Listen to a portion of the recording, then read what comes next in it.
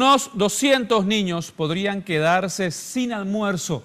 Esto sí, las aguas del río Paraguay ingresan al comedor de Sara Servián. Está de hecho a unos pocos metros y están buscando la posibilidad de trasladarse a otro sitio. El agua está a escasos 100 metros del comedor. Doña Graciela, sobrina de Sara Servián, comenta que están buscando un sitio donde trasladar el comedor. Si no lo encuentran antes que el río llegue a la casa, 200 niños de Tablada quedarán sin almuerzo. El agua está cerca, tuvimos una reunión previa el día lunes con el director de la Comueda. Justamente queríamos ver la posibilidad de restablecernos en el local donde estábamos, que era acá en las cercanías de lo que viene a ser el Gas Corona, ¿verdad?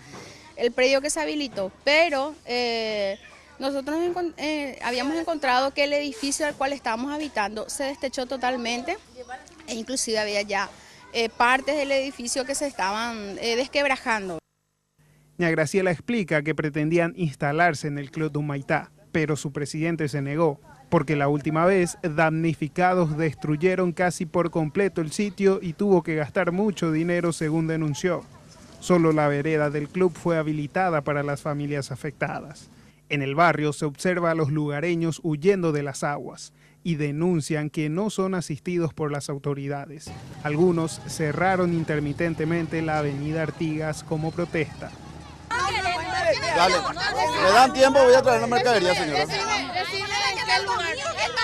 Del domingo que estamos en el agua y todavía no salimos. ¿Y qué es lo que vamos a esperar más? ¿Por qué no viene el director? ¿Por qué no viene a mostrar su cara? Cierto, cierto, eso es lo que queremos, cierto. Más de 200 familias ya abandonaron sus casas en Tablada por la crecida del río.